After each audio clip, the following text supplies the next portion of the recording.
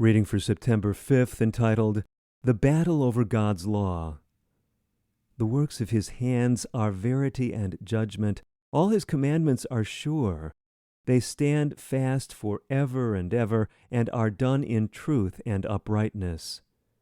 Psalm 111, verses 7 and 8. Satan is at work from beneath to stir up the hellish powers of his confederacy of evil against the just.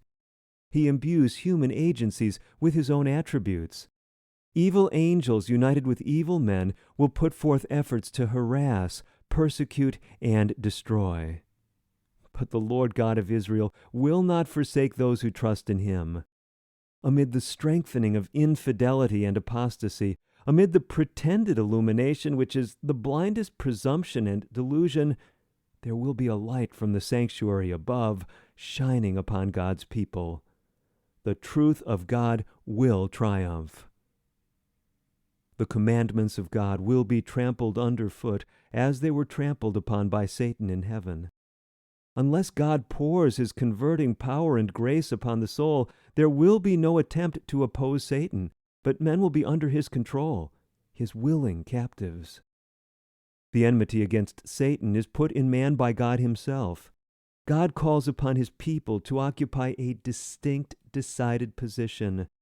The righteous fervor with which Christ denounced every abomination in our world, the unsullied purity which made manifest the corruption of those that deceived the people by an appearance of sanctity, excited bitter hostility against him.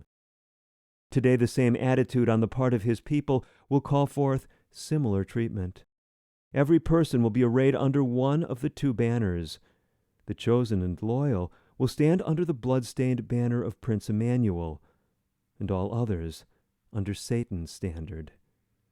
All who are on Satan's side will unite with him in honoring the spurious Sabbath, thus paying homage to the man of sin who has exalted himself above all that is called God and who has thought to change times and laws. They trample upon the laws of Jehovah and frame laws to compel all to worship the false Sabbath, the idol they have exalted. But the day of deliverance to God's people is not far distant. I wish that all could appreciate the wonderful working of God in behalf of man. For fallen angels there has been no atonement, but for fallen man a full and ample offering has been made to save to the uttermost all who shall come unto God by him. He will not turn away one repentant seeker.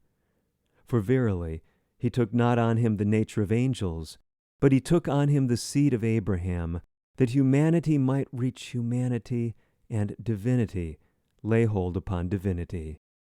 Hebrews chapter 2, verse 16.